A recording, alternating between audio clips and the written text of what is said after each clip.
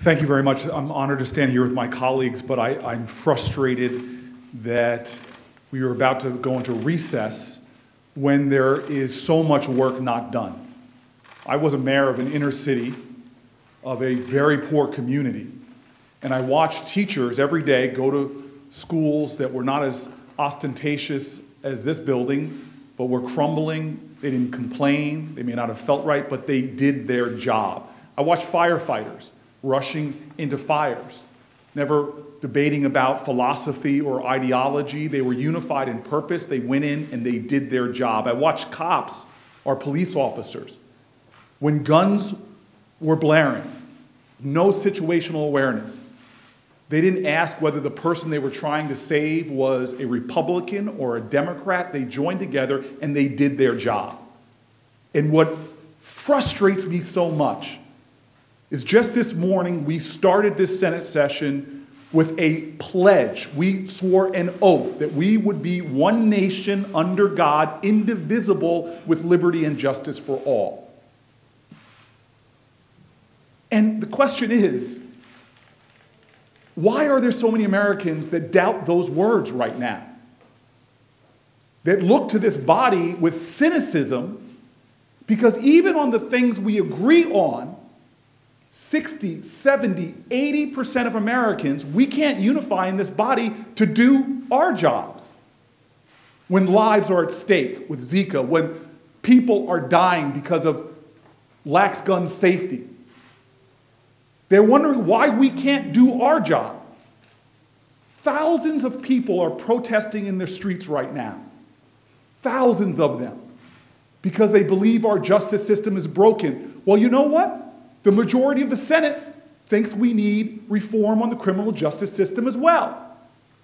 Right and left, Patrick Leahy, Dick Durbin, partnering with Chuck Grassley and Mike Lee, recognizing the truth of what people who are protesting in the streets, blacks and whites, standing up and saying, how can we have a justice system that's so unjust? Since 1980, we've seen our criminal justice system, we've seen our prisons explode on the federal level 800%, disproportionately incarcerating nonviolent offenders 80% poor, disproportionately minority. If you're black and poor in America, your chances of being arrested for a drug crime, even though there's no difference between blacks and whites for using drugs, you're almost 4 times more likely to be arrested for. And you wonder why people are protesting in the streets. Latino and black incarceration rates for nonviolent crimes, for doing things the last 2 presidents admitted to doing, are exploding. And yesterday on the floor, Mike Lee and Dick Durbin both showed examples of people getting life sentences or nearly life sentences for nonviolent drug offenses.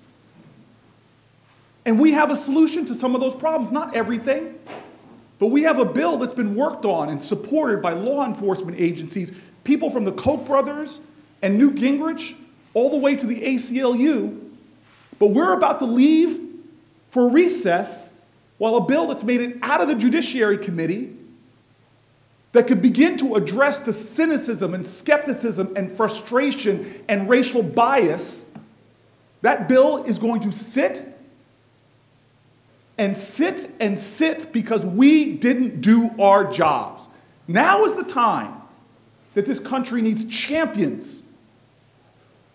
It looks to this body to step up and say, we will make this nation more united. We will come together across party line. We will affirm our values. But now we are failing.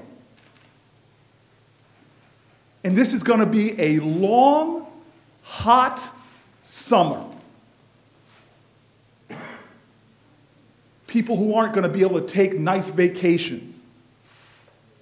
People who will be in our streets fearing for their children.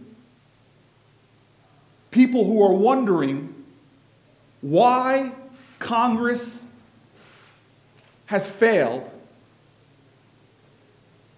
to live up to their oaths, to show the courage of teachers and firefighters and police officers, to set the standard for a nation in need. We should be doing our job. We should be staying here and doing the people's business. We should be affirming the best of our country. But sadly, the words of Langston Hughes ring so true right now for so many Americans. We need to remember, as he said, if there's a dream in this land with its back against the wall, to save the dream for one, we must save the dream for all.